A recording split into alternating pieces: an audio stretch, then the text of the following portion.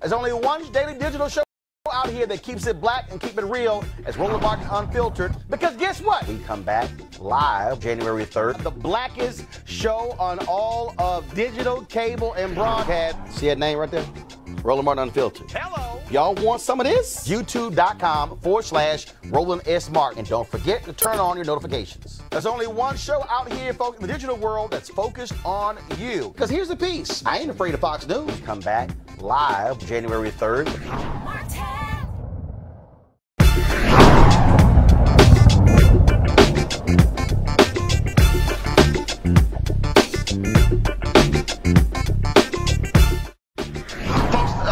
Carlson, of course, was on Fox News, and for the last several months, he has really picked up the mantle of Bill O'Reilly, and he has been caping for all of the aggrieved white men in America. Well, last night they were having a conversation about Brett Kavanaugh, and this issue came up, and he made this point about the issue of race, and then he decided to bring up the MLK Memorial for some reason. Watch this.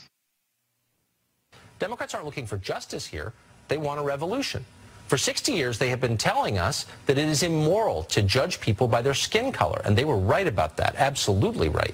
They put up a monument to Martin Luther King on the National Mall just in case we forgot. Okay, I want you to play that again, because I want you to hear it again. Democrats aren't looking for justice here. They want a revolution. For 60 years, they have been telling us that it is immoral to judge people by their skin color, and they were right about that, absolutely right. They put up a monument to Martin Luther King on the National Mall just in case we forgot. Really? So, Democrats, white progressives, put up a memorial to Dr. King to remind folks about this issue.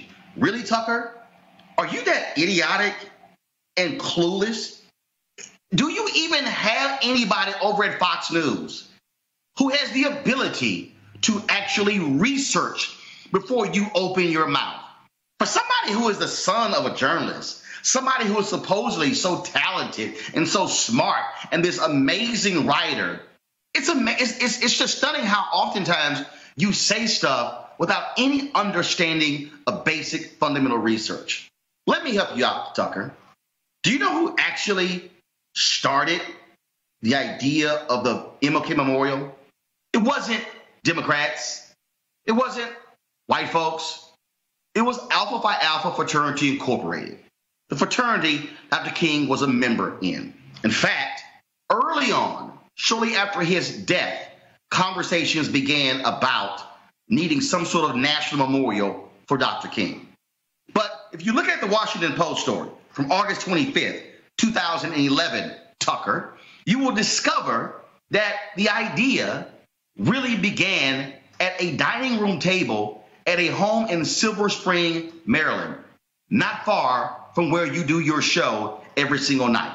It was a group of alpha men who sat around the table who said, we should honor Dr. King with a memorial on the National Mall.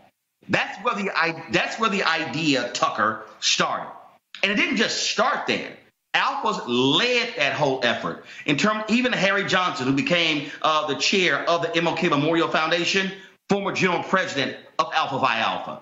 The $120 million that was raised, it was led by alphas, bringing in others, other fraternities and sororities, other individuals. That's where it came from. And Tucker, you and your whole aggrieved white male attitude, frankly, is getting really tiring, because the reality is you have nothing to be aggrieved about. The memorial to Dr. King wasn't even just about Dr. King. The memorial to Dr. King, he served as the symbol of the entire Black freedom movement. Tucker, why don't you actually go listen to his Nobel Prize winning speech, where he said in his speech, he said he accepted the Nobel Peace Prize on behalf of the entire movement. That's what he said. And so when we look at that memorial, it's not just for Dr. King. It's for Fannie Lou Hamer, Septima Clark. It's for Dorothy Cotton. It's for Hosea Williams and Fred Shuttlesworth and Reverend Jackson and Reverend Andrew Young and E.D. Nixon. And the list goes on and on and on. We could name a litany of civil rights leaders. That's what it's for. It's for those foot soldiers in Selma. It's for the folks who were beaten in Birmingham. It's for those. It's for a white pastor, James Reed, who was killed in Selma. It's for all of those individuals, Tucker, who forced America to be the nation it said it's supposed to be. See, there's a reason, Tucker, it's on the National Mall. Because in America, we hail Abraham Lincoln, and we hail Franklin Delano Roosevelt, and we hail Thomas Jefferson, and we hail all of these figures. But it took Dr. King and others, as he said, to redeem the soul of America, to force America to say, you're going to be the nation in reality that you are on paper. That's why the memorial is there. And see, I know it's rough for guys like you, Tucker. I know it's rough for you to have to drive by every single day and to see this monument to this Black man. See, I know it's real difficult, because the reality is this here. The monument is a reminder about the reality of race in America. The fact that it is the only memorial to an African American on the National Mall says a hell of a whole lot, Tucker, about America. It is also the only non-president with a memorial. Why is this important? Because, Tucker, guys like you really are uncomfortable with where America is going. Guys like you can't handle that in 25 years, America is going to be a nation that has majority people of color. See, guys like you can't deal with the fact that you won't get to make all of the decisions. See, I know it's tough. I know it's so hard, because, I mean, you guys have been in control, white men. You've been in control of America for so long. I mean, you ran the Native Americans off of their land. And, of course, then you put into place one of the most sadistic slavery institutions the world has ever seen. See, I know it's real tough, because even after the Civil War and after Reconstruction, then you put in place Jim Crow, and then you ran that system, and you control the monetary policies of America, the political policies. We know that 113 Supreme Court justices, 107 have been white men. See, I know things are just so tough for white men, because we've had 45 U.S. presidents and 44 have been white men. See, I know it's just so hard for all you white guys now that you have to give up a few of the Fortune 500 CEO jobs in America, because, oh my goodness, how dare somebody say, let's hire a white woman or a Black woman or a Black man or Latino. See, I know it's just so rough, and you guys don't get to control everything in America like you have done up to this point. But Tucker, guess what? You're going to have to suck it up. You're going to have to deal with the reality. Like I told the white supremacist Richard Spencer, we're not going anywhere. And I know that's hard for you, but you're going to have to deal with it, because everywhere you turn, we're going to be there. At the store, at the mall, in your neighborhood, where your kids go to school, and we're also going to be at Fox News. Oh, yeah, more of us are going to be there, too.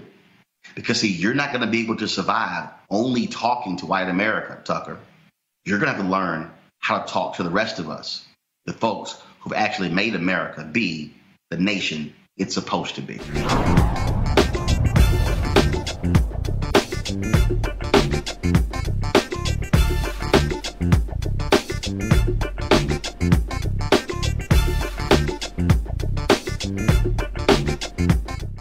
All right, folks, back to that Roland Martin Unfiltered video in just one moment. Now, a word from one of our Roland Martin Unfiltered partners. You've heard me say it before, and I will say it again. Write down this website, marijuanastock.org. That's marijuanastock.org. I'm going to tell you why it matters. Legal marijuana has grown to become a $9 billion industry in roughly 6 years. Forbes magazine predicts the market will continue to grow to nearly $50 billion in the next 10 years. So whether you like it or not, legal marijuana is a growing industry, and it is only going to get bigger. Now, if you're an investor, you get it. You look for business models that are easy to understand in industries that are trending up. Our friends at Transatlantic Real Estate made their business very simple. They buy land that supports legal marijuana operations and lease it to high-paying tenants. So you are investing in the landlord of a licensed marijuana farm.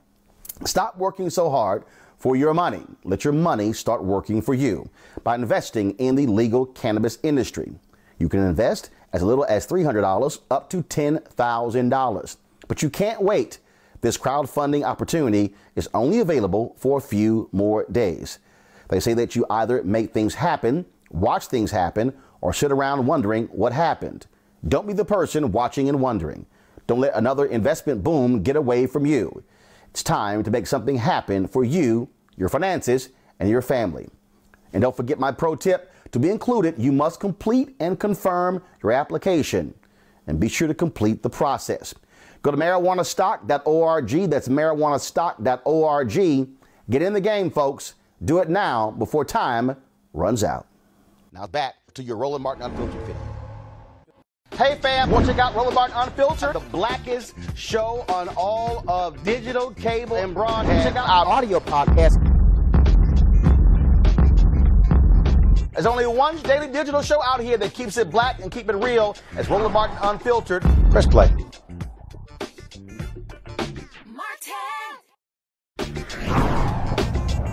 Glad to have you here on Roland Martin Unfiltered. So let's get right to it. We'll start, though, not with your book, but with another book.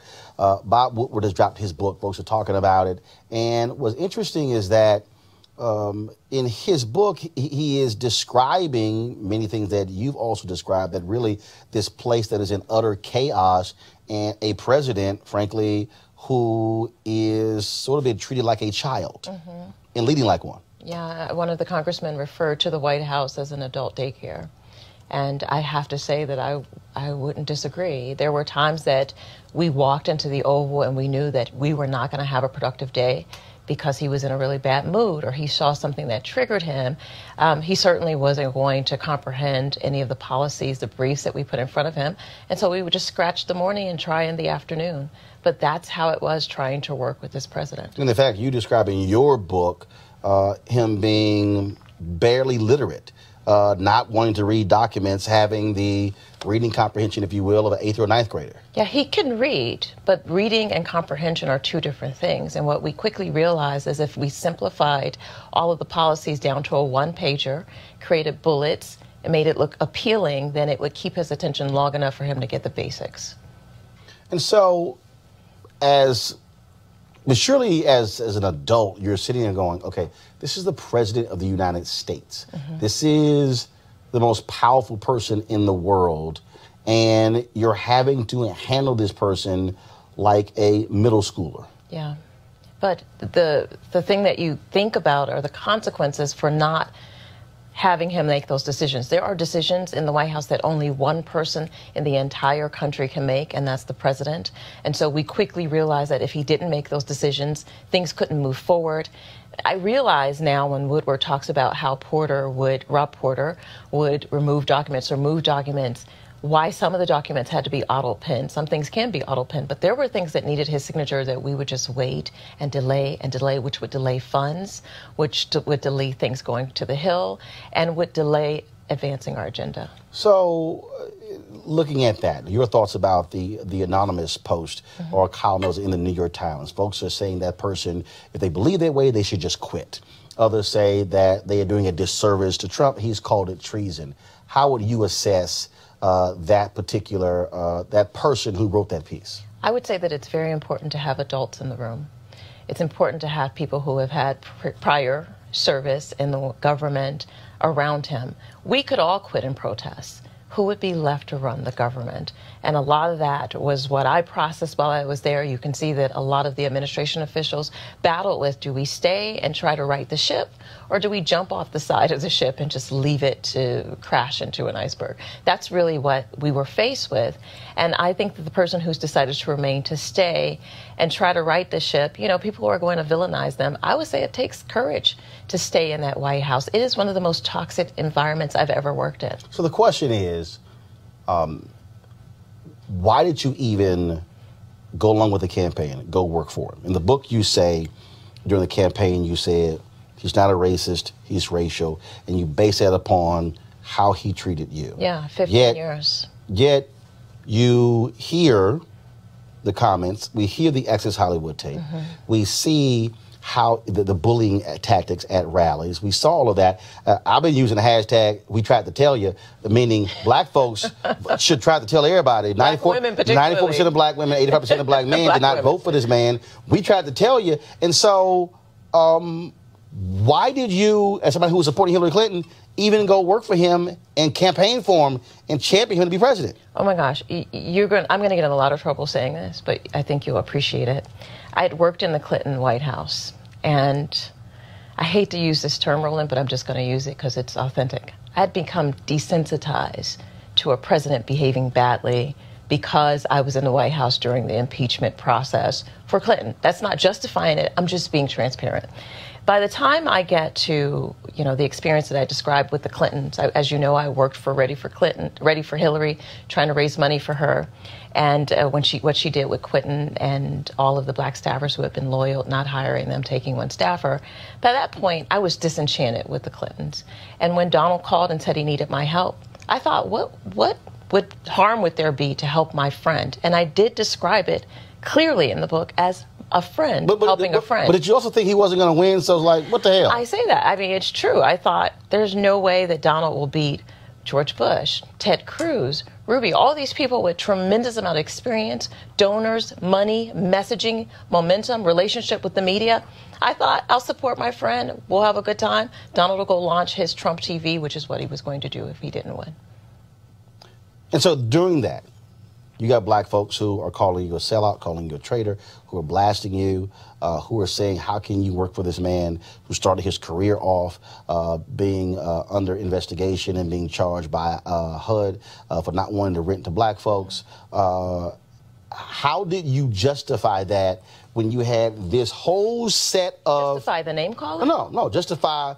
Still work campaigning on his behalf, going to rallies, saying why he should be elected, why black folks should look forward to him being president. Because I am of the school of politics that believes that we should have representation on all sides, that we should have someone in the Republican Party, we should have some in the Independent Party, Green Party, the Democratic Party. I do not believe that African Americans should give 100% support to the Democratic Party, or they will be taken for granted, exploited, and used. So let me ask the second part of your question. But did you believe it? Were you saying that you believe it, or was it sort of, okay, this is what I got to do? I was never a Republican. I always said I was a Trumplican, meaning I wanted my friend to win. That's the bottom line. I wanted Donald Trump to win. Now, when you start going back and assessing things that happened with his family, when his family was sued, like you said, for housing, when people started talking about Central Park 5, I had a chance to ask him face-to-face about those things, to listen to his justification. What did he say? The first thing, the housing thing, he said they sued my family's company, and they sued multiple companies at the time. It wasn't just a singular lawsuit on Trump. And he explained what happened. He said that he wasn't trying to block out African Americans. I had to take him at that. But Central Park 5, when he explained that to me, if you understood, which I didn't understand, that they had confessed, and so that was when Donald called for the death penalty. I'm justifying, just explaining what he said to me. He said once they confess, that's when he went after them. But during the campaign, though, first of all, after they had been exonerated, settlement paid, he was asked, he said, I still stand by it. That was last year while we were in the White House. He stood by it, even with DNA. And I said, are you crazy? There's DNA evidence that shows that they did not do this. And he still said, I believe they were guilty, which is when I came to realize that it wasn't just him processing the information wrong. There was something serious and wrong with Donald Trump. Do you believe that he flat out, he says things, and part of his attitude is, I will never apologize. I will never backtrack. Yet he loves to demand apologies from other people. Yeah, Donald Trump never apologizes. That is his MO. That is something that he is committed to in life, that he believes is a sign of weakness, so he will never, ever apologize. So which I think makes him look more weak. It doesn't make him look strong. So you believe that excerpt in the Bob Woodward book where he says that was the worst effing speech he had to give when he had to criticize the white supremacists and neo-Nazis. I saw it with my own eyes. When I went in there, I don't know if you remember, we tried to arrange a meeting with Tim Scott. Tim Scott came, and they thought that was enough for race reconciliation after Charlottesville, and I lost it. Meeting with the one black United States Meet the Republican one black, senator. and he really didn't feel that he needed to do any more. He felt like Obama let down the country, which I thought was ridiculous, and not healing all the racial problems in the country in the 8 years that he had. And so I had to take him to task. Of course, I wanted to quit and protest. I was ticked off. And then I realized if I leave, there will be no one sitting here to keep this man in check from those impulses that are so dangerous for our country. And I looked to find one of the black Republicans who were begging, begging, begging to serve, who would be willing to take that position. But they say you blocked him.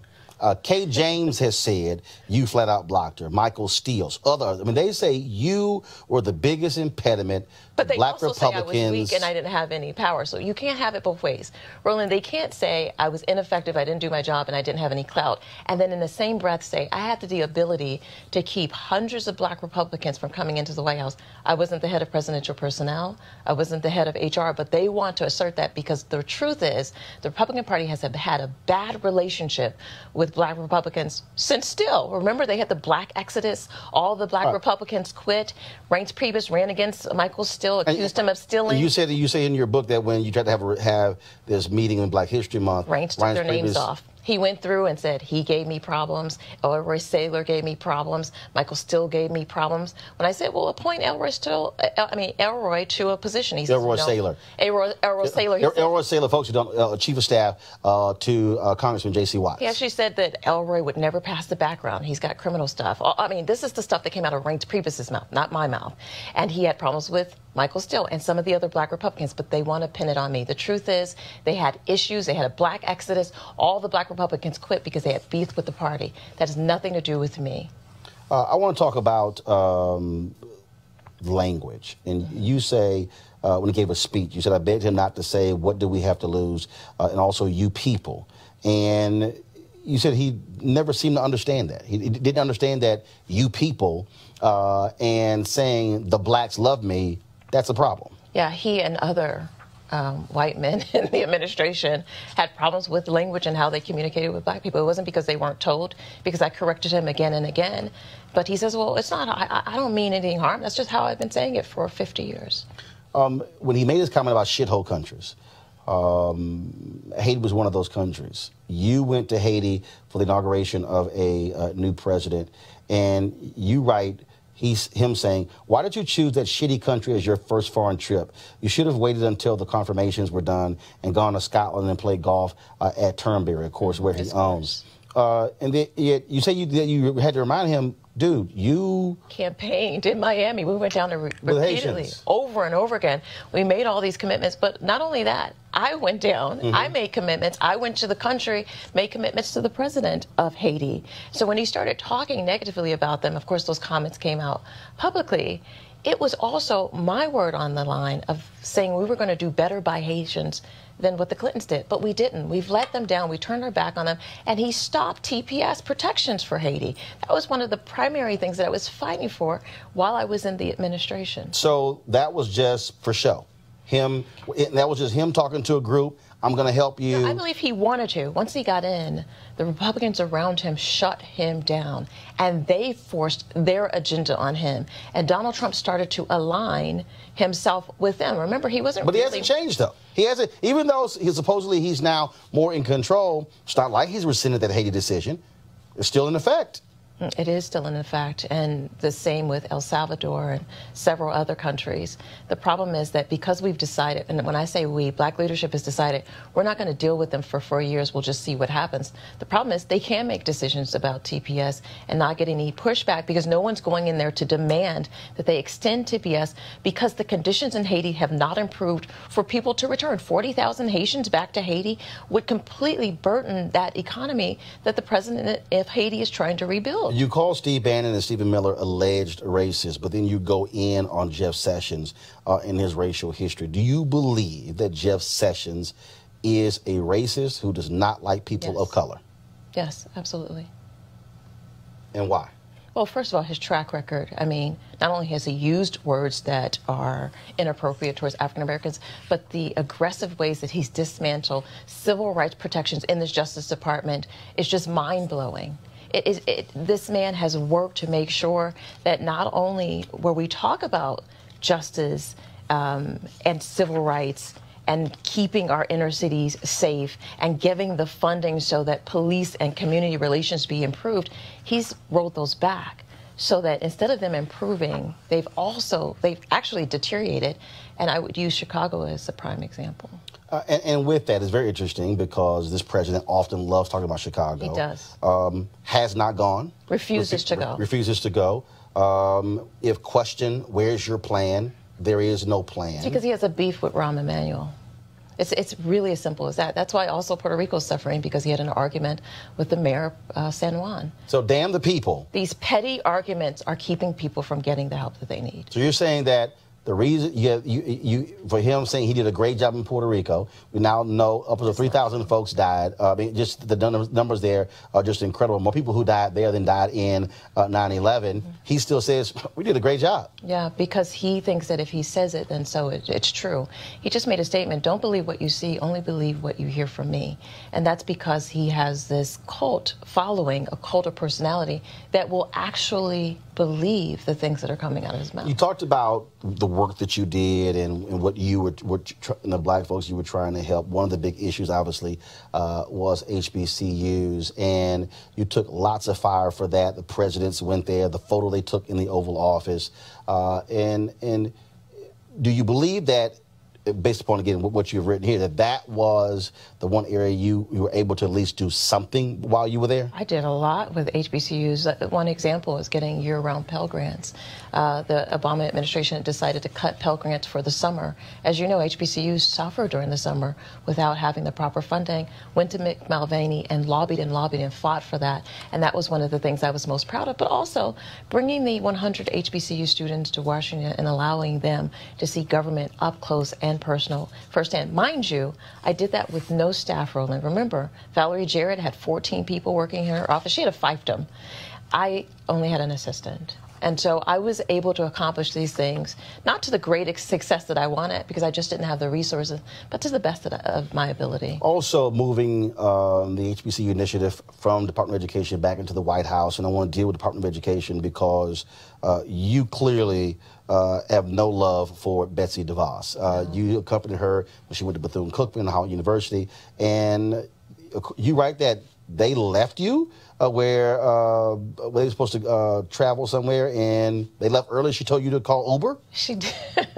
She did. We had just faced protesters, and people were very angry and very aggressive and wanted to get violent with us. And yet the next morning, she left early and said, well, just Uber over to the building. And I took an Uber, all right. I took it right to the airport and flew back to the White House. And then you said you went to the White House and you tell Trump, which you refer to as DJT, you said he shook his head in disgust. He said she is Ditzy DeVos. Mm-hmm. Because that's what he calls her? Yes, he calls her Ditzy DeVos. First of all, he has nicknames for everybody, derogatory nicknames. And he said he was going to get rid of her because he had basically cut a deal for her to serve because of the amount of money that she and her family have raised to support his efforts and his campaign as well as his inauguration. But about her, you say the depth and breadth of her ignorance is a travesty for the children. I can tell you after years sitting in those meetings and observing her that she's woefully inadequate and not equipped for her job. And then you said she does not care about your children. Be afraid. Be very, very Look afraid. Look at the decision she just made towards Howard University. Put them in a category that's going to put $108 million burden on an institution that was already struggling. Put them in a classification that's equivalent to a beauty school. I think that that was something that she did being malicious because she wanted to send a message and because she does not understand the historical contributions that HBCUs made to this country. I said earlier during the campaign you said he's not racist, he's racial. You've now changed your opinion. What caused the change for you to say, no, Donald Trump is racist? Oh, well, first of all, hearing the tape of him using the N-word, that's number one, most profoundly. So you've actually heard the tape of him using the N-word. Yeah. And I'm going to tell you that I feel that I put myself out there. Hundreds of interviews, you saw them, saying, this is my friend, he's done so much, he's not racist, over and over and over again, only to find out that he absolutely doesn't give a damn about African Americans or the community. And in fact, he speaks that way, calls us names, and thinks that we're beneath him. That, to me, putting myself out there over and over and over again is probably one of my greatest regrets. So by working on this campaign and then going to the White House, you saw a side of him that you had not seen in the 14 previous years. Within the first week. Within the first week, when they passed the travel ban, they called it a travel ban, but you and I know it was a Muslim ban. And I went to them to explain, him and Stephen Miller and Steve Bannon, and said, this is a ban towards people of color. And they're like, what? I'm like, 90% of Muslims are people of color. You are banning people of color from coming to the country. And they're like, you can't look at it that way. They're coming from dangerous countries. And I said, this is absolutely ridiculous. And that was the first sign that this administration was going to try to harm people of color through their policies, decisions, and actions. We talked about it on my show, the number of people who have been removed from this administration, who've made racist comments, whether on radio, whether on print. Why do you think folks who are racist are very comfortable in this administration? They're very comfortable because there is a dog whistle that goes out to let them know it's now safe to say whatever you want to say. Things that used to be said in private and behind the scenes are now openly stated. And then when they get busted, they say, oh, we didn't know that that was harmful. Like saying, don't monkey this up. Ron DeSantis in Florida. Yeah, he said, oh, I didn't know that was a racial statement. That's absolutely not true. Donald Trump has set an environment that's conducive for these folks to show their true colors. And their true colors are that they do not care about people of color, and they are not trying to advance any agenda that will build unity in this country. You're a person of faith. What do you say to white evangelicals, white conservative evangelicals who say nothing, who, when he makes his comments, they do nothing? I've challenged Paula White, and I've said... You personally challenged? I challenged her in a commentary. I sent her an email. She said her comment was, when she gave it, she was talking to one of the television shows, and I blasted her. She said the comments were taken out of context. She says, she and I will talk when she got back. I emailed her, and I said, okay, let's do it. And then as we've exchanged, I've texted her and exchanged emails. And my deal to her is, I want to sit down. I want her to come sit down with me, because for somebody who, frankly, has gained her popularity from preaching to black people, leading a diverse church, an African-American church there in Florida, I believe she owes black folks an explanation as someone who's leading his council. And so... She is the leading deciding factor on faith in our administration. And, I talk in the book and wonder, why did he put her in a position where she could make these decisions? She literally would come into our office, in the Office of Public Liaison, and tell Ginny Corn and other staffers, this is what we're going to do with faith. But she let me carve out black faith just for myself. Meanwhile, she was making decisions for the evangelicals to advance their agenda. So when you see them say nothing, you see them not even decry him when he makes the Charlottesville comment, are they, in essence, co-signing and saying, fine, as long as you give us right-wing conservative judges, you can do whatever you want? They have made that agreement. In fact, in the ministers' meeting that we got blasted for having, I don't remember the... Oh, no, I remember when Pastor Parsons couldn't answer any of my questions as to what was discussed in the meeting. In the ministers' meeting, they basically made a pact that they would hand over their pulpits so that Donald Trump could advance his political agenda as long as he gave them what they wanted. Every single element of their evangelical agenda will be delivered in this administration. You write in the book about not protecting, or need to protect yourself. We now know that you recorded meetings, a number of different things. When did you start that? Was there something where you said, you know what, I don't trust what's going on here, I need to get these folks on tape? Was it from the outset? Or was there something that actually happened where you said, I got to do this? Well, let's just take, for example, the black Republicans who keep saying, I never wanted to meet with them, I never wanted to help them. If I didn't have those recordings of calls of them trying to get them to send candidates so that we could recruit them for positions in the agencies and the administration, people would believe that. If I didn't record General Kelly locking me in the Situation Room, threatening me, and telling me that things were going to get ugly for me, and that there could be damage to my reputation, no one would believe me. But that's so important, Roland. But something has to precipitate that. So, I mean, when I was in Fort Worth, and I knew in Texas it was one-party consent, and if I got called into my editor's office, I could tell based upon the tone, I was like, you know what, I got my tape recorder, let's see how this goes. So was there something that precipitated that where you said, every meeting I go into, I got to record every meeting? Was there a conversation? Did something happen where you say, I better protect my back, and the way I'm going to do this is with a recording device? If you've ever read the book A Spook That Sat by the Door, you understand that as the only black person in the room, sometimes you're going to hear things that are so shocking that even if you repeat to people, they won't believe it. There were moments where I knew that if I did not cover my back, no one would believe it. More importantly, I would not be able to explain how the decisions were made, how Donald Trump came to the decision to separate parents from their children at the border, or where the genesis of that started. I can't go into much more detail. As you know, Donald Trump has decided to sick his legal team on me. I'm in the middle of an arbitration proceedings with him. But I will say I have no regrets about making those recordings and protecting myself, and we'll use that when we go into the court of law to demonstrate the corruption that I witnessed in the campaign as well as in the White House. If we were at a dinner party and it was a group of black people, and folks said they named black folks who they could not stand, Clarence Thomas probably would be first, and your name will come up. How does it make you feel when black folks say, you can't invite her to a cookout, we don't want to see her, we don't want to talk to her, she's a traitor? The phrases they use to describe you are vile. How does it make you feel when black folks say that about you? Well, first and foremost, let's acknowledge that all black people are not a monolith. Right. When you say black folks, that's not just one collective group, and we do not all participate in groupthink. So there is a large segment of African Americans who support me, who supported me when I was in, who sent encouragement, who do not reduce themselves to calling names and saying things about cookouts and that sort of thing, because I was the woman in the arena. There's this poem about being the person in the arena who knows victory or defeat, but what's worse is the person who doesn't put themselves out there, who's never fought. I'm a soldier. And so when people call me names and lob threats at me, the truth of the matter is, if you're not at the table, you're on the menu. And I've been in politics for 20 years. If you want to put yourself out there, you've got to be prepared to take the lumps and the bumps, and that's what I did.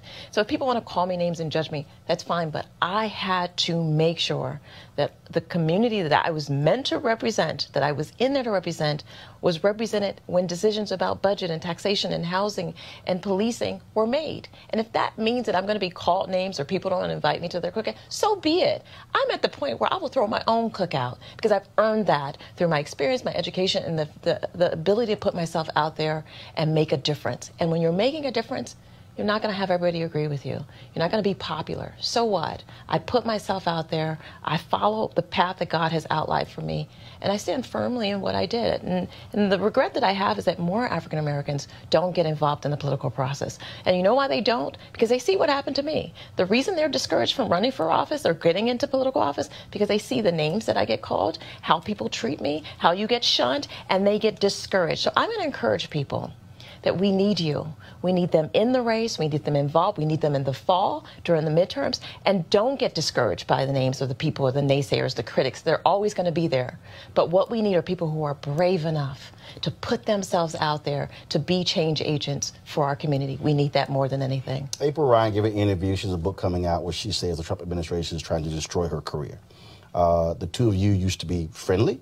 Wasn't she a bridesmaid or something like that, or was supposed to be in your wedding? Something along those lines. And it is as if it's absolutely oil and water. Yeah. Do you believe this administration is trying to destroy her career? She early on said that you said there was a dossier on her, on me, Pastor Jamal Bryant. I called you immediately after that, which was ridiculous. I don't give a damn. Almost like it's public. But that relationship, I take it, it's non-existent. Let me just say, I have a tremendous amount of respect for her. You may not know this. I met April when I worked in the White House the first time, back in 1998, 99, when she first was starting and I was starting. So we came up through politics. And I'm glad that she wrote a book so she could tell her story. But I think it's important to understand that she had an incredible job to do in a White House that is not friendly to the press in general. They just don't like the press as a whole. And they have been aggressive to her. And I wish her nothing but luck. I don't hold grudges. I really don't. I have moved on. And, you know, the truth of the matter is, you know, she shared some story about me being drug out and all of that. I mean, obviously with me revealing the tape of the moment I walked in the Situation Room to the moment that I get back into my condo, none of that was true. But it's because she was misled and people used her. I think the White House leaked that to her to use her. And I regret that they did that to her because she has an incredible reputation. And I wish her nothing but the best. I truly hold nothing personal because she was just doing her job. What's next? What's next is that I am going to be on the front lines to, first of all, leading a resistance so that we can get this man out of office. One of the things that I did was help him get in, and I hope to commit the rest of my time to getting Donald Trump out of office. And what does that mean? Does that mean you will, if he doesn't get indicted or if he doesn't get impeached or resigns, that mean that you will be out there, whoever runs against him, if a Republican runs against him, if I was the Democrats, that you will be campaigning against him? Three tiers. One, voter registration is important. Two, educating voters so they can get out. But three, I mean, I think you know, I've talked about in the book that I participated and continue to cooperate with the Mueller investigation so that we can expose the corruption. And I will continue to do that. And I will continue to blow the whistle on the corruption that's happening. That's important. And that's a big part why I'm traveling the country and sharing this message of getting engaged, getting involved, and making sure that you're on the forefront of the change that we have to see. All right, the book is Unhinged, an insider's account of the Trump White House. Omarosa, Newman. Appreciate it. Thank you, Roland. There's only one daily digital show out here that keeps it black and keep it real. It's Roland Martin Unfiltered. Because guess what? We come back live January 3rd. The blackest show on all of digital, cable, and broadcast. See that name right there? Roland Martin Unfiltered. Hello. Y'all want some of this? YouTube.com/Roland S. Martin. And don't forget to turn on your notifications. There's only one show out here, folks, in the digital world that's focused on you. Because here's the piece. I ain't afraid of Fox News. Come back live January 3rd. All right, folks, here to break down today, Mike Flynn in the court. We're joined by legal analyst Monique Presley, Washington, D.C., and we have Yodita Welday, attorney, and also, she's also a judge, y'all. I don't know what they were thinking in Dallas, but okay. And she says legit, that is real. And she's actually a judge, like a robe and everything, and not bought. About Michael Flynn. And not bought at the store. It's just shocking, shocking. So, all right, let's get right to it. First of all, folks, back to our Roland Martin Unfiltered video in just one moment. Now, a word from one of our Roland Martin Unfiltered partners. You've heard me say it before, and I will say it again. Write down this website, marijuanastock.org. That's marijuanastock.org. I'm going to tell you why it matters. Legal marijuana has grown to become a $9 billion industry in roughly 6 years. Forbes magazine predicts the market will continue to grow to nearly $50 billion in the next 10 years. So whether you like it or not, legal marijuana is a growing industry, and it is only going to get bigger. Now, if you're an investor, you get it. You look for business models that are easy to understand in industries that are trending up. Our friends at Transatlantic Real Estate made their business very simple. They buy land that supports legal marijuana operations and lease it to high-paying tenants. So you are investing in the landlord of a licensed marijuana farm. Stop working so hard for your money. Let your money start working for you by investing in the legal cannabis industry. You can invest as little as $300 up to $10,000. But you can't wait. This crowdfunding opportunity is only available for a few more days. They say that you either make things happen, watch things happen, or sit around wondering what happened. Don't be the person watching and wondering. Don't let another investment boom get away from you. It's time to make something happen for you, your finances, and your family. And don't forget my pro tip. To be included, you must complete and confirm your application. And be sure to complete the process. Go to marijuanastock.org. That's marijuanastock.org. Get in the game, folks. Do it now before time runs out. Now back to your Roland Martin Unfiltered video. Yo, this black judge was not playing around today, Monique. No. And all I can really say is this is one of those moments. It reminds me of that scene in Pretty Woman when Julia Roberts goes back after she had been clowned and she walks into the boutique and she's like, "You work on commission, right? Big mistake. Huge. I don't understand what Flynn's lawyers were thinking about when they were in front of the Honorable Emmett G. Sullivan.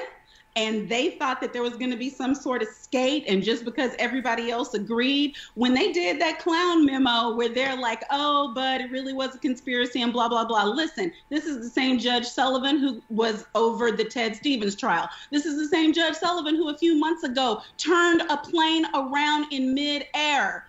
He does not suffer fools. I have appeared in front of Judge Sullivan for 2 years in a hotly contested case. He called 4 members of my office to testify while the case was going on. He doesn't play with the government. He does not play with the Justice Department. He doesn't play with, I mean, I'm surprised he didn't try to add the treason count himself.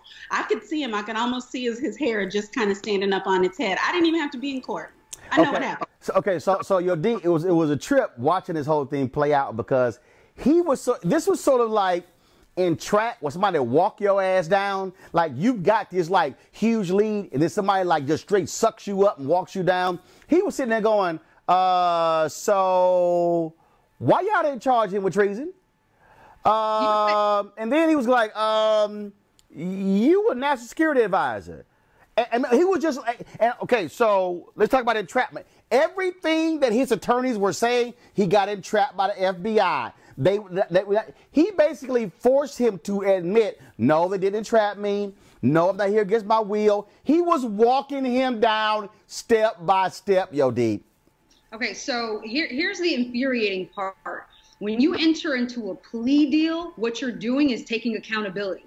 You can't then say it's because of being entrapped, it's because I was intimidated or coerced. When you take a plea deal, a judge is going to ensure that other than the plea bargain, you're pleading guilty because you are in fact guilty. You weren't intimidated, you weren't coerced. Other than what was promised to you in the plea deal, you are pleading today purely because you are saying, I did it. And to say anything else would force a judge to say, well, then you have to withdraw your plea and set it for trial, because what you're saying is, judge, it's because of this, that, and the other. And so you're essentially saying, I'm not guilty. Set it for trial. Number 2, why are people shocked by this judge? 1, I think the judges, or the lawyers, like Monique said, they dropped the ball. When you go before a judge, you should already kind of know what this judge is about. You prepare for what the judge's temperament is. Number 2, the judge has the ultimate say, even if you have a plea bargain. They have the ultimate say. So what you should prepare for is for it to go either way. So I'm not sure why people are shocked. Maybe the things he was saying, cool. He was saying that Michael Flynn was basically a POS because of what he did. That's fact. I'm not surprised that he said it. It is fact. So for him to admonish him and tell him that he was wrong is quite normal. Now, him adding the whole treason part might have been inflammatory, but I don't see anything shocking by what the judge did. So here, Monique, here's what I love. I can sort of visualize in the courtroom when the judge was sort of leaning. But okay. I'm gonna now visualize Roland's courtroom, and so this is I'm the judge, and you leaning back, you going. So y'all thought y'all were gonna mosey y'all ass up in here, and you thought since the prosecution recommended no jail time for you, that I was going to go ahead and go along with that bullshit. Okay. All right. And so he walked him down, and he basically said to him, Monique, you sure you finished cooperating with the federal authorities? He basically was saying to him, I would advise you to spill everything you really know, because I'm going to send your ass to jail. So unless they come back to me that you spilled a whole lot more, guess what? I'm going to send you to jail right now. And that's why he asked him, do you want me to, suspend the sentencing so you can finish cooperating with the feds? That's just the sense that I got, Monique. It wasn't a sense. He didn't basically do it. He did it. He asked him 3 separate times. First, it's my understanding, he asked him multiple times, are you sure that you want to enter this plea? And that's basically, as long as they've been discussing this, Flynn had already allocated a lot of things that already happened where all of this should have been pro forma. But again, because, and I hate blaming lawyers, but because these high post lawyers, it's hubris, it's arrogance. Government attorneys in front of Judge Sullivan never would have done something like that, because they know whatever it is you think you're coming in here to do, you're in my room now, and whatever it is I decide to do is what goes. And so he asked 3 different times, you know, maybe you want to delay this, maybe you're not finished cooperating, maybe. And by the 3rd time, apparently the lawyers got the hint, asked for a break, went to revamp, came up with that very nice letter. But see, why would they have done what they did? And see, here's the thing. It's not just that they sent in that hellish memo.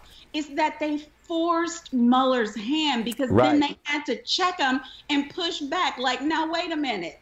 Yeah, he cooperated, but nobody was coerced. He knew he was lying. And again, Sullivan, former prosecutor, former Superior Court DC judge, former Court of Appeals judge, now federal judge, please. He takes this very, very seriously, and they got in front of the wrong black man today. That's and your D, final one on this. Again, I think the way the conversation went, his lawyer was like, say, Mike, everything we told you before, don't none of that count.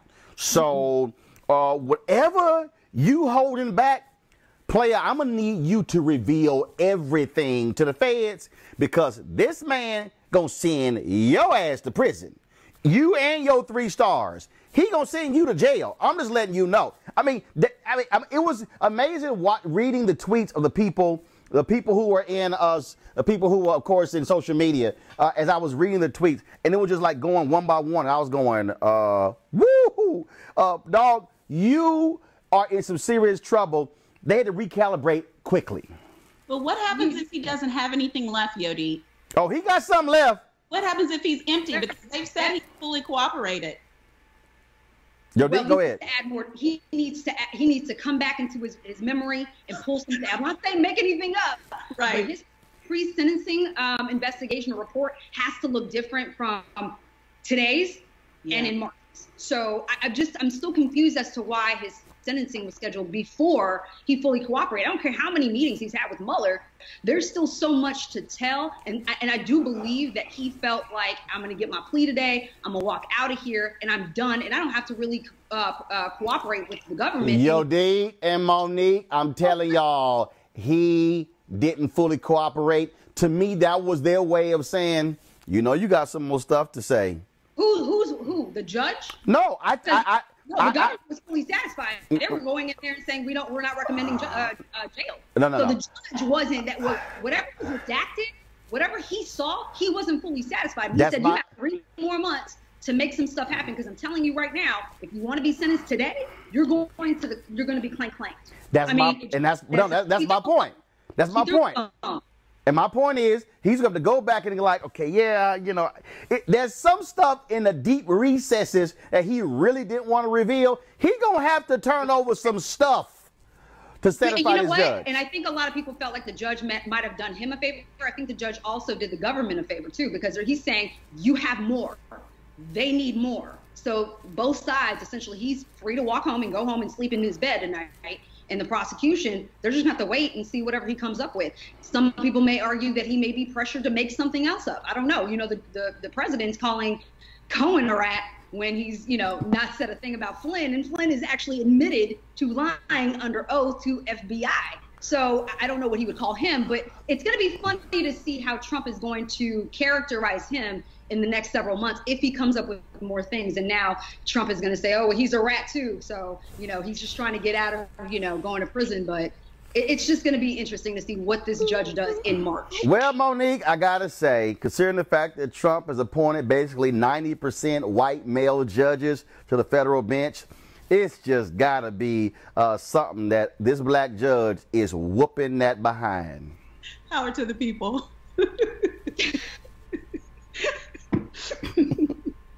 I don't know what to say about it. I've been in front of him a number of times. He is not an unfair judge. He can run hot, and they caught him wrong today. So the one thing they need to do before they come back is pray. Pray that it's not another run hot day. Sometimes he'll go back, he'll think about it, and it might be better. But he gave them a chance, because it wouldn't have been one of those Cohen things. Today's the day I want my sentence. I don't have anything more to say. I'm not going to fully cooperate. Just give me my time and I'm going to roll out of here. And then he ended up with 3 years, but at least now he's done.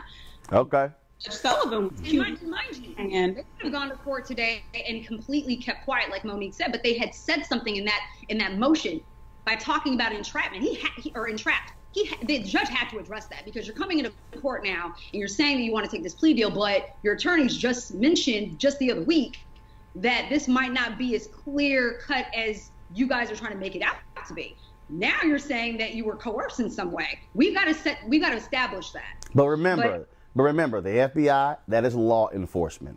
And there's nothing, and look, if you're a federal judge, there's nothing to me more offensive to you. And he basically said it. He not basically said it. Here you were, the national security advisor, lying in the White House, working for a foreign government, 3-star general, and you have the audacity, the unmitigated gall to walk into my courtroom and then have your lawyers talk about how, oh, you were entrapped, you didn't know you were lying, you were in the Dominican Republic on vacation, and all that nonsense on Fox News. The judge is like, no. I'm gonna make you stand right here and come out your mouth that everything your lawyer said up until now was a damn lie. And Flynn had to, yep, okay, not entrapment. I knew I was lying.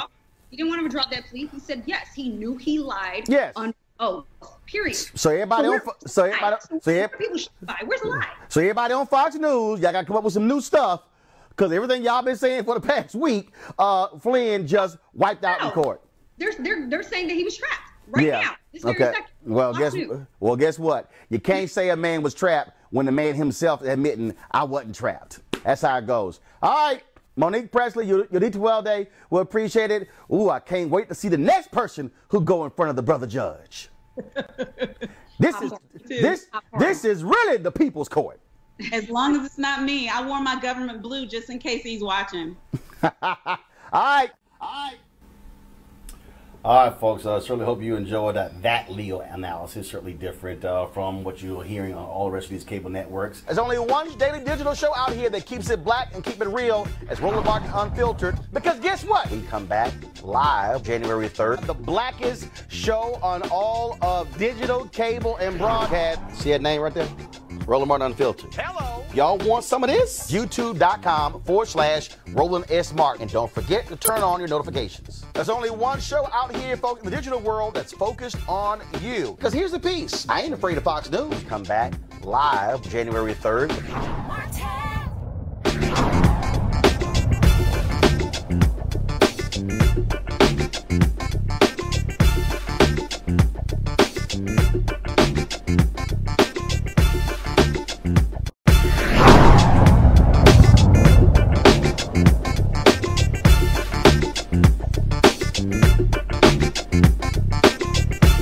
You want to support Roland Martin Unfiltered? Be sure to join our Bring the Funk fan club. Every dollar that you give to us supports our daily digital show. There's only one daily digital show out here that keeps it black and keep it real as Roland Martin Unfiltered. Support the Roland Martin Unfiltered daily digital show by going to RolandMartinUnfiltered.com. Our goal is to get 20,000 of our fans contributing $50 each for the whole year. You can make this possible. RolandMartinUnfiltered.com.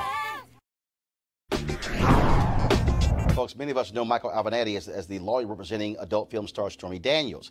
He is now also seriously running for the Democratic nomination for president. But an interview that he did with Time magazine is causing huge stir on social media, where they quoted him as saying the following: "I think it better to be a white male," talking about in 2020. When you have a white male making the arguments, they carry more weight. Should they carry more weight? Absolutely not. But do they? Yes. Joining us right now via phone is Michael Avenatti. Michael, welcome to Roland Martin Unfiltered. Thanks for having me. How are you? Great. First and foremost, this article that ran in Time magazine, when did this interview take place? For the last. Okay, Michael, you're breaking up there. Okay, do you hear me now? Can you hear me now? Yeah. Can you hear me? Yes. Yeah, now I can hear you. So when did this interview take place? No, the interview took place over the last few months in various points in time. So if this was a profile being done on you, so there were multiple interviews. Correct. Do you recall if the interview was recorded or notes were only taken? You know, at various points in time, I believe it was recorded, and I believe that notes were taken at other points in time. So when they quote you as saying, when it comes to 2020, I think it better be a white male, did you say that or not? Look, I want to be really clear about this.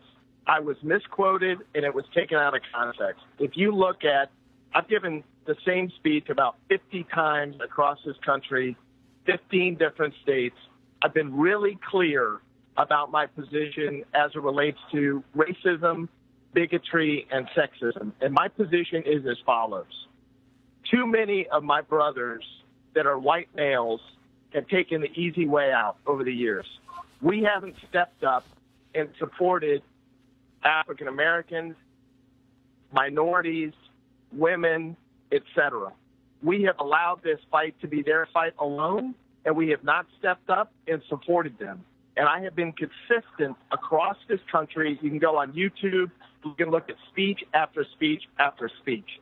So when it comes time for the 2020 election, my point is really clear and simple. We need more white males to step up and defend minority groups and people of color, period. But I'm going to ask you again, as it relates to this particular statement here, that in the context of the 2020 nomination, did you say, or what was, you said take it out of context, what was the context of, I think it better be a white male? The context was in connection with the 2020 nomination relating to delivering the message concerning racism and bigotry that has been sowed by Donald Trump and others within the Republican Party, period. I think there's a number of people that can win the nomination. I don't think it's a big number. I want to be clear about that.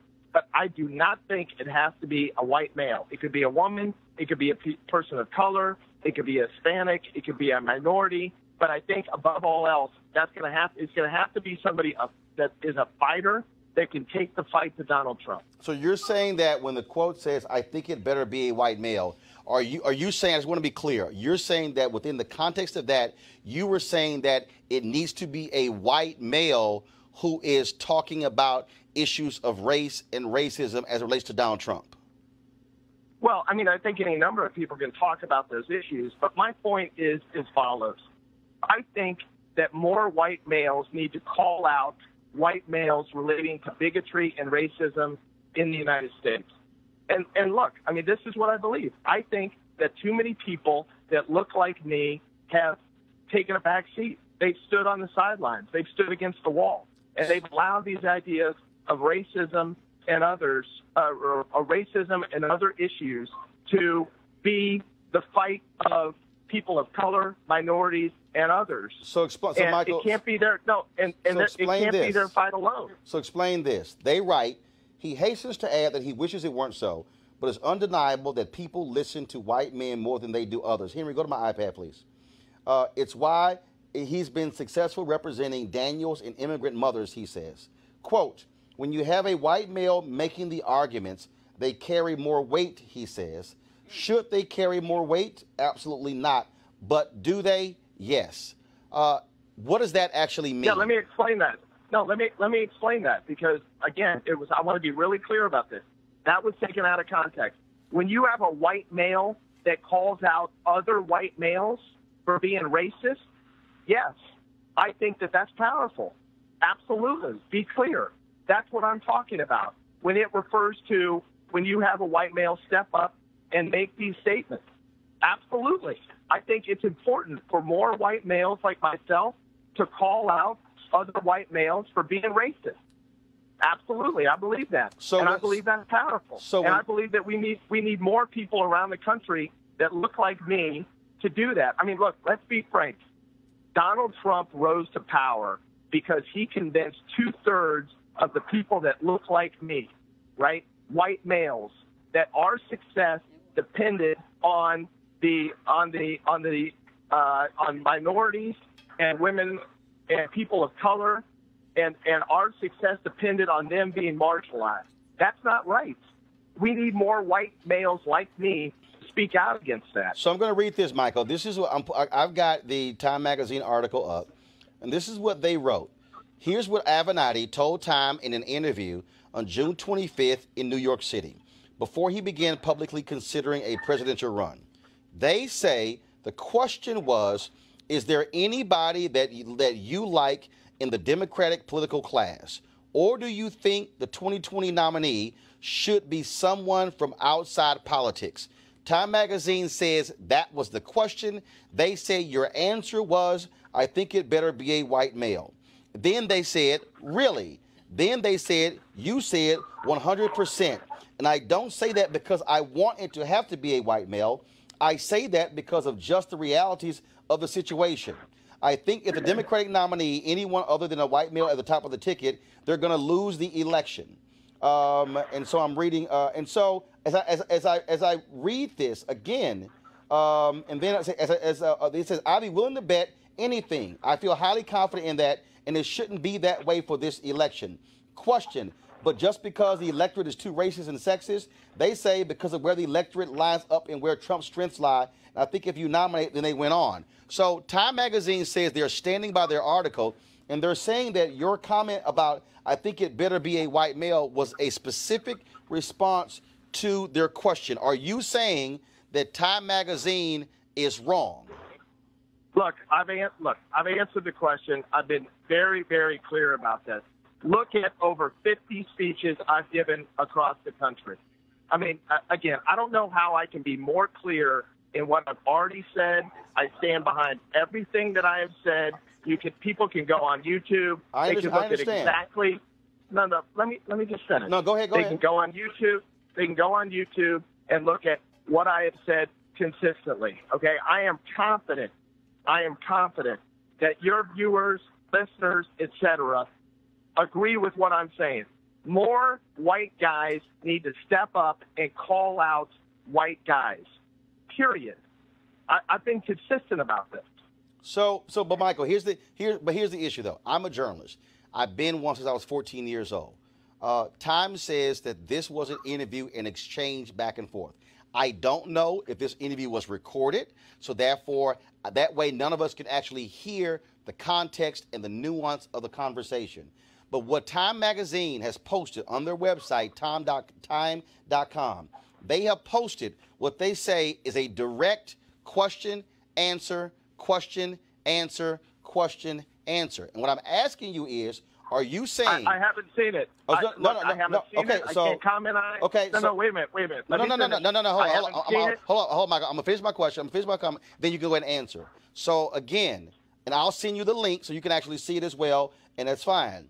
But what if you say that they got this wrong, then what are you going to do next? Are you going to ask them to produce the recording? Look, I haven't decided what I'm going to do next. But what I've done next is you asked me to come on your show. Yes. I did not hesitate.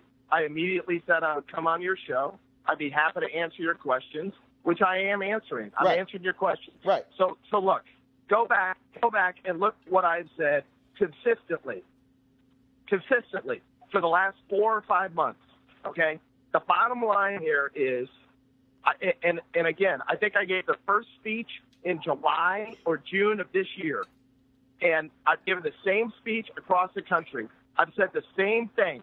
I have called out other white males relating to the fact that they've taken the easy way out and have not done what they should do in connection with calling out racism, bigotry, and sexism across this country.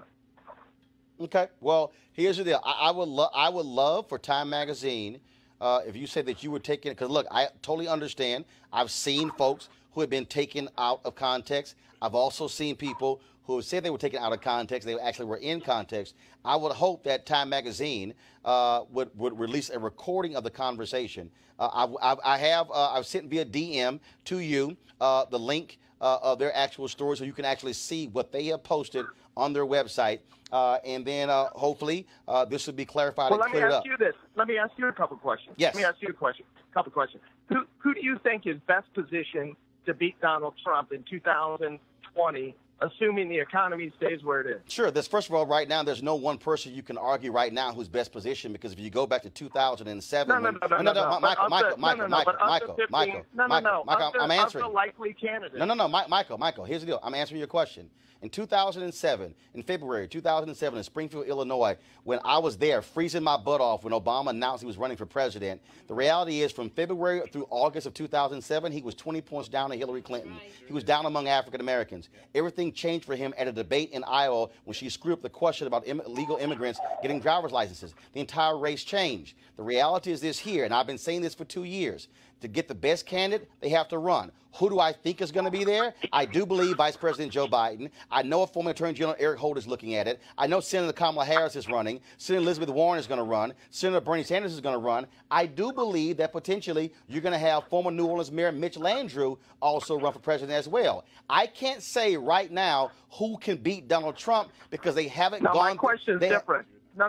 Let's have an honest discussion. Go ahead. My question's different. I want to push back for a minute. Go ahead. Let's assume that it's October 2020, not October 2018. You and I both know who's likely to run. So let's fast forward. It's October 2020. The environment is the same. The economy is the same. I'd like you to tell me right now who is the best person that has the best opportunity to beat Donald Trump of the likely candidates, and we can include everybody you just stated. Here's why you can't answer that question and why it makes no sense. Because the two top Republicans who they said stood the best chance of beating Hillary Clinton were Tim Pawlenty, governor of Minnesota, and Scott Walker, governor of Wisconsin. And guess who were the first two candidates to drop out? Tim Pawlenty and Scott Walker. This is what I know, Michael, and I've been doing politics my whole life. The rigors of a campaign are different than sitting here looking at a sheet of paper. A person can give a speech in 2018, and oh my God, they sound great, they sound wonderful, they're a fighter, but when they get in the ring, they get their behinds kicked. I can tell you, Michael, that Fred Thompson had all the attributes. Another Ronald Reagan. Tall, strong senator from Tennessee. He ran one of the sorriest campaigns in history. And so the question really can't be, Michael, I'm here. So the question, the reason the question can't be answered is because until a person goes through the rigors of a campaign, then you never see how they fare under the stress and stand the test of that sort of rigorous deal. Everybody looks great right now. Like Mike Tyson said, Michael, everybody got a game plan until they get hit first.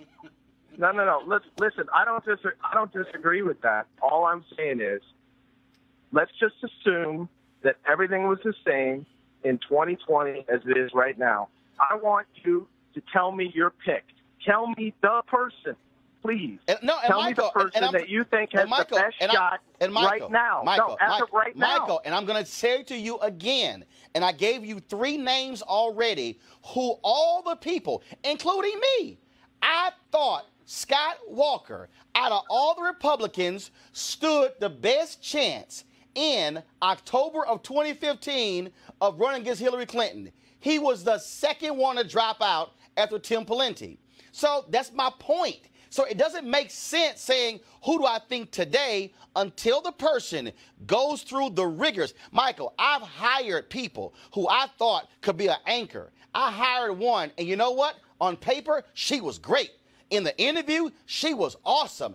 Everybody loved her. You know what happened the first day she went on the air? She sucked. We took her off 5 days later. No, I hear you, and I think you make a good point. So until you go through the fight, you don't know. So all I'm saying is you got to go through the battle to see who can survive the war. Look, and you know what? I don't disagree with that, but here's my point, okay? There's a lot of people that are going to run, and they'd make a great president, and they'd make a far better president than I would, but they've got no shot of beating Donald Trump. Well, actually, and if the Democrats nominate, Michael, you're actually wrong, because if you study the math, I understand your point, but Michael, I'll give you an example. Donald Trump won Florida in 2016, correct? Correct. There's a ballot initiative in Florida that's likely to get passed that's gonna give voting rights to 1.6 million formerly incarcerated.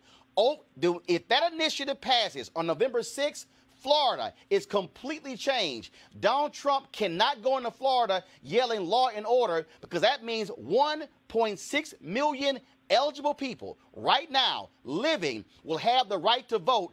Florida could flip overnight if a Democrat runs a strong criminal justice reform plan. If they even pick up 25% of those 1.6 million, they destroy the Republicans. So let me tell you Florida switches. something. From your lips to God's from your lips to God's ears, I hope you're 100% right. I think that would be a phenomenal thing for Democrats. It's There's polling no at question about 72% it. right now. I will just tell you, I've spent a lot of time traveling around the country. I've spent a lot of time in a lot of key electoral states over the last 2 to 3 months.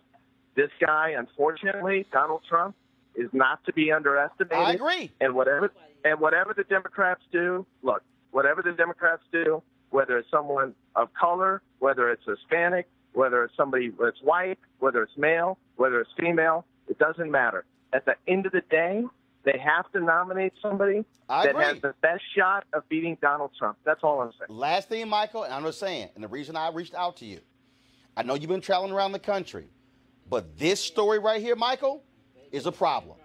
Right now, and when I say it's a problem, there's no group. Republicans told me that with Reince Priebus sitting right next to me, saying that there's no group that hates Republicans more than black women. And this comment, Michael, the Times reporting, is not going to go over well with black women. And all I'm saying, well, let me just say something. I'm just letting you know. I'm just letting you know. And I'm just telling you something. When I travel around the country, okay, African men and women are very, very supportive of my potential candidacy. And let me tell you why. Because I'm a fighter. And because they want a fighter, because they've had to fight for every damn thing they've ever had in their lifetime. So I have to tell you, hey, Michael, across this country, wait a minute, let me just finish. Across this country, I have enjoyed and been honored and humbled by the amount of success, the amount of support that I've had among African American men and women.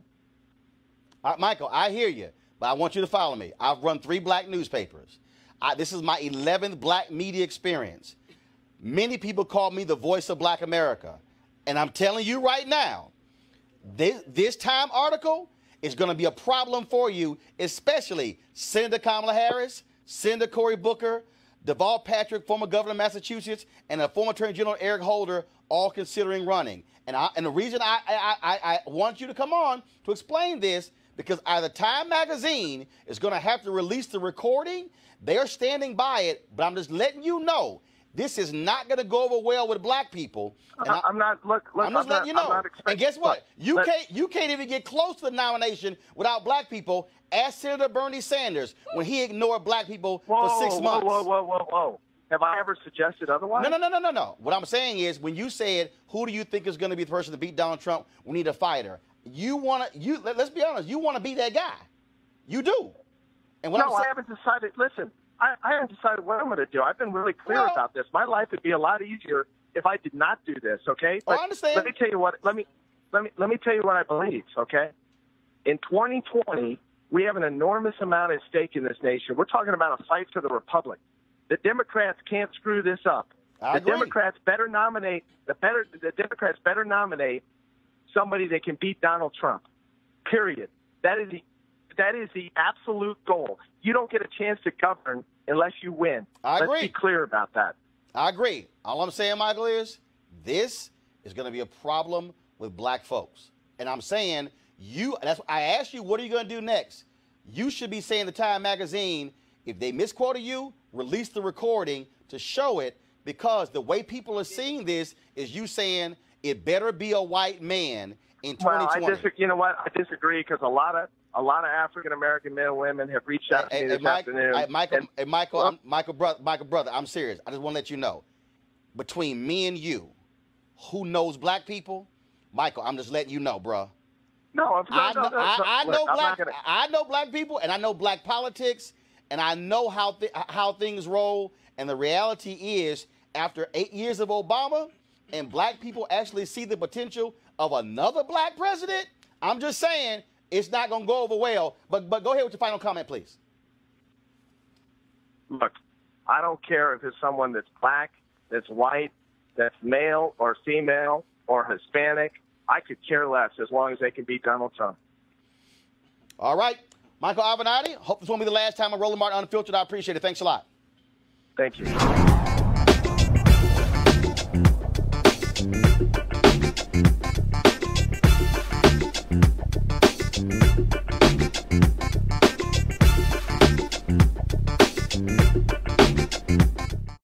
There's only one daily digital show out here that keeps it black and keep it real as Roland Martin Unfiltered. Because guess what? We come back live January 3rd. The blackest show on all of digital, cable, and broadcast. See that name right there? Roland Martin Unfiltered. Hello. Y'all want some of this? YouTube.com/Roland S. Martin. And don't forget to turn on your notifications. There's only one show out here, folks, in the digital world that's focused on you. Because here's the piece. I ain't afraid of Fox News. Come back live January 3rd.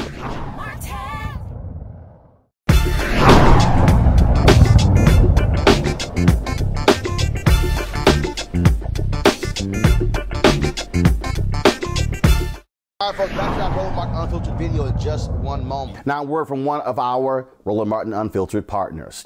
You've heard me say it before, and I will say it again. Write down this website, marijuanastock.org. That's marijuanastock.org. I'm going to tell you why it matters. Legal marijuana has grown to become a $9 billion industry in roughly 6 years. Forbes magazine predicts the market will continue to grow to nearly $50 billion in the next 10 years. So whether you like it or not, legal marijuana is a growing industry, and it is only going to get bigger. Now, if you're an investor, you get it. You look for business models that are easy to understand in industries that are trending up. Our friends at Transatlantic Real Estate made their business very simple. They buy land that supports legal marijuana operations and lease it to high-paying tenants. So you are investing in the landlord of a licensed marijuana farm. Stop working so hard for your money. Let your money start working for you by investing in the legal cannabis industry. You can invest as little as $300 up to $10,000. But you can't wait. This crowdfunding opportunity is only available for a few more days. They say that you either make things happen, watch things happen, or sit around wondering what happened. Don't be the person watching and wondering. Don't let another investment boom get away from you. It's time to make something happen for you, your finances, and your family. And don't forget my pro tip. To be included, you must complete and confirm your application. And be sure to complete the process. Go to marijuanastock.org. That's marijuanastock.org. Get in the game, folks. Do it now before time runs out. Now back to your Roland Martin Unfiltered video. You want to check out Roland Martin Unfiltered? YouTube.com/Roland S. Martin. And subscribe to our YouTube channel. There's only one daily digital show out here that keeps it black and keep it real. It's Roland Martin Unfiltered. See that name right there? Roland Martin Unfiltered. Like, share, and subscribe to our YouTube channel. That's youtube.com/Roland S. Martin. And don't forget to turn on your notifications so when we go live, you'll know it. Okay. What the hell is wrong with white women? First, we got the white woman calling the cops on the brother who was trying to barbecue in Oakland. Then we got the white woman calling the cops on the sister who trying to sell some lemonade in the Bay Area. Then we got, I guess some other white women stores acting crazy, but now we got two more ignorant white women, okay? So let's deal with the first one, in New York, all right? So this crazy white woman's in the store, okay? A woman comes by with her son and daughter. She accuses this 8-year-old boy of groping her flat behind. Watch surveillance tape, y'all. No, I want the cops here right now. No, I'll talk to you. I'm gonna stay right here. Wait, I'm gonna stay right here. I'm gonna stay right here. Yeah. Oh, man. The cops are right down the block. I can go hide. What happened? White lady calls the cops on a black lady. I get it. Yeah, they're videotaping. Mentally ill. Yeah. Mentally Listen, ill? I don't care. Listen, you remember me, right? From school, right? Yeah. That's right. The son grabbed my ass. Here, she said and that she my son decided touched her to ass. yell I'm at gonna stay here. So I'm gonna stay right here. Security camera. So your Don't say son no. got We ain't that? got that. Let's make it go viral. Go home. No. Let me go. No, not her. No. Come on. She's calling police. All right, y'all. So Cornerstone Caroline, y'all saw the video right there. Now, first of all, how dumb is she? The boy walked past. Anybody could see it was the backpack. No, she's sitting here, said he groped her behind. And then you saw her make this little hand gesture. I guess the mama said something. And then, again, like, what the hell is she doing? What? So she's grabbing her crotch to the mama. Now, look right here. Little black boy, not even looking at her, walk by. Backpack, she hunched over the desk like she's snorting something. The backpack brushes against her behind. And she said he groped. What? First of all, y'all, they had the video where she had to go back in the store, apologize. Boy, they were cussing out Cornerstone Caroline. She apologized. She said, no, I'm not a racist. But other people say she has done this to many other people as well. Okay? So let me go to the second crazy white woman for today. All right? We're going to go to St. Louis. All right? This brother is trying to walk into his apartment in St. Louis. But no, Hillary Brooke Muller, she like, damn that. You ain't getting in here, Darion Tolls. You gonna have to pay the toll, which means you got to get by me, the white woman. Press play. Please move, ma'am. I can. Do you live here? I already answered that question. Excuse me. I'm sorry. The keypad is right there. I understand that, ma'am. You can film me. That's fine. I understand, ma'am, but you're blocking me. Into my building. Okay, and it's my building as well, so I need you to get out my way. Okay, what unit? I don't need to say that information. So excuse me, ma'am. I'm uncomfortable. Okay, you can be uncomfortable. That's your discretion. You're uncomfortable because of you. I need you to move out my way, please. No. Ma'am, please stop touching me. I'm not touching you. You just was previously before. I'm not touching you at all. So I'm going to step in where I live. I'm not touching you, and I'm not in any way doing anything outside of letting my dog go to the bathroom. Okay, and I live here and you're blocking the door. What unit? I don't need to tell you that. What unit do you live in? 307. Okay, great. I'm on the 4th floor. Excuse me. No. You don't have a key fob. You are... No. No.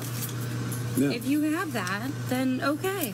Ma'am, you're not security. You're not the property manager. You're not Mike Herman. No, but I live here. Okay, and I live here too. You're not Mike Herman. You're not Rick. I don't like the fact you have your phone in my face. Okay, I don't like the fact that you're blocking me for where I pay. All I'm asking is what unit? But you're not. I don't need to tell you that information, ma'am. If you want to come into my building. It's not your building. You're not the owner. You pay rent. Sir, you walked up on a street. Yes, and I've already buzzed in.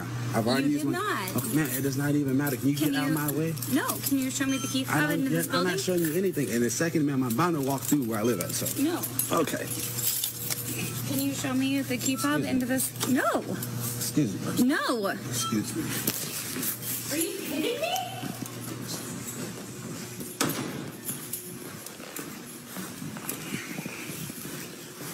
Wow. Call the police, whatever you want to do. Where are you going? Do you have a key fob that looks like this? You can film all you want. I'm not being rude. I'm not being disrespectful. You walked into a building that I was taking my dog out and pushed your way in. No.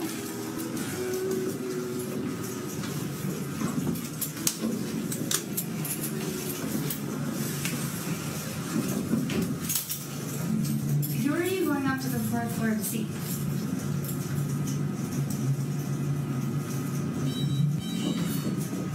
No, I want to know who you're going to see. So now you're going to follow? I am. Why? Because I would like to know who's friends and why you're here. Because I live here. And if you do, then I would like to meet you because you're a neighbor. And you didn't start off on a good note. I don't want to be no dealers with you. I'm going to my house. I'm going to my house where I live at, where I pay. I would like to introduce myself then as a neighbor. I would like to introduce myself. I do not want to speak with you. Please stop following me. I'm going to call the cops for harassment. That's my next step.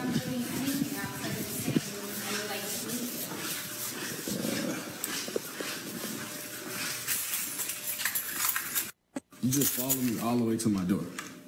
As a player. And you see my keys in the door. That is so, that. As a record, I just want to say hi. Ma'am, What is your name? Ma'am, you just, no. Have a good night, ma'am. Don't ever do that again. You look pretty stupid on video. Have a nice night. And my name's Mr. Tolles. Thank you.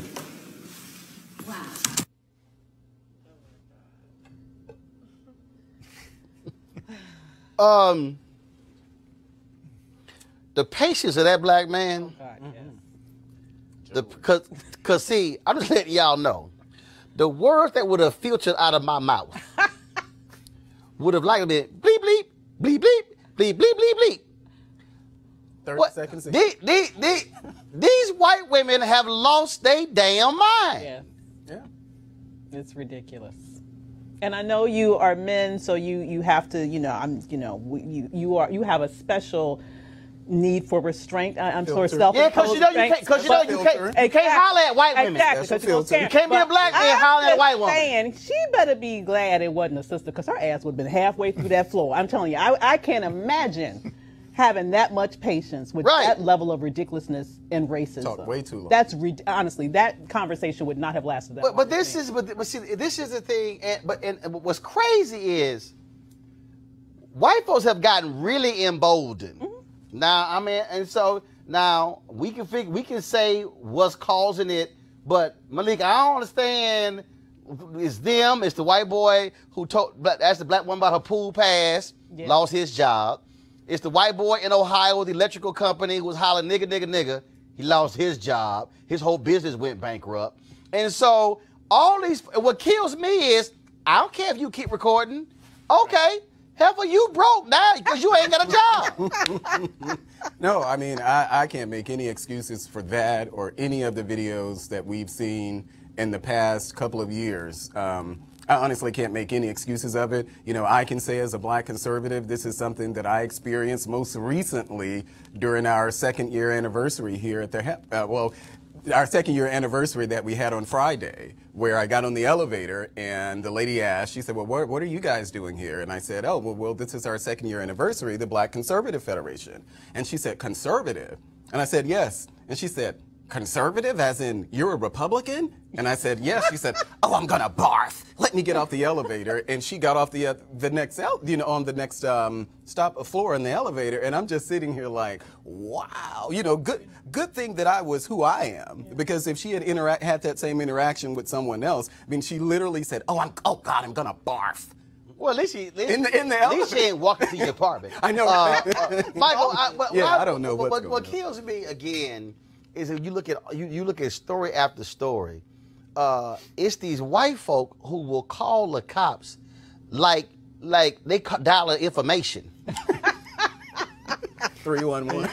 You know what was really, Roland, creepy about that too? When she was following him, it reminded me of the fact pattern of Trayvon Martin. Mm-hmm. Where he was walking and the person was following him and then got into the confrontation. And that's what this empowerment of white folks relative to black men is seriously problematic. And the leader of our country, I don't call him by his name, number 45, is not doing anything to help the problem. And here's the other thing that you have here. I mean, you also have the story of the white man in Florida, where you get the students who had Florida A&M come into the building, who was carrying a gun. Yes. And then all of a sudden, he pulls it out and flashes it. Oh, it slipped out. No. And see, the problem, this is the real problem here, okay? One of these white folks gonna get blown away. Because see, the reality is this here. That white woman following that brother, she is following to his apartment. She is stalking him. Yeah. Okay? You show that video in reverse, and that is a black man following a white woman to her apartment. All of a sudden, if she got concealed and carried, and all of a sudden she blow him away, they're going to say, That's self-defense. And hope he's not in Florida. I mean, this is a white woman blocking the door, standing in the way. Yeah. And frankly, he had George Wallace. He had every right to bust her in the throat. I'm sorry. He did, brother, like, damn it, I'm tired, I'm hungry, I go to the bathroom, and your white ass standing here blocking me from walking to the door. Yeah. I'm sorry. And see, for all the white folks out there, I'm trying to let y'all know, this ain't the generation of black people who gonna kneel down and pray for y'all. Yeah. No. I'm letting y'all know. This is a whole different generation. Yeah. And that brother was real calm. Yeah. But these things keep happening. And I'm telling you, I'm warning all y'all white people, this thing is going to escalate when somebody going to bust a cap in one of y'all asses. And it's going to be like, oh, my God, what happened? If you keep detaining black people and calling the cops on black people, either they going to get shot or they going to call the cops. And the cops going to end up shooting one of these black folks because some fool sitting here lost their mind. And the thing is, it will keep on happening because there's no consequence. You know, this happens. There should be some consequence for wasting the time and the resources that are associated for calling the police for frivolous reasons. Mm-hmm. And if you look at what happened with the little boy again, you know, his mother, further on in that tape, his mother came back and laid her out. Now, although she apologized finally, belatedly, after she got caught lying on this little boy, she now has the nerve to call for charges against the mother for defending her son. I mean, she's lucky, once again, that she didn't get knocked out. You know, because this is not the moment where people are ready to sit here and say, you can sit here and attack us, attack our children, stalk us, and expect nothing to happen in return. Now, of course, Hillary Brooke Muller, who was a realtor at Tribeca Luxury Apartments, she ain't a realtor no more. She might be looking for a security job. Consequences. Exactly. Consequences. And guess what? The company she worked for is a minority-owned company. They released this statement, quote, we are proud of this fact and do not and never will stand for racism or racial profiling at our company. She's no longer employed. And that's the way it should go. I'm telling you, Michael, you talked about earlier having the video. Every single one of these white folk who lose their mind also lose their job. So here's the deal. If y'all want to keep acting the fool, I ain't got no problem with the black unemployment rate going lower, with y'all losing y'all jobs, because if you keep tripping, and we gonna keep playing the videos, and we gonna happy to see y'all get fired every single time. Yeah, I agree. And I'm down with it. Yep.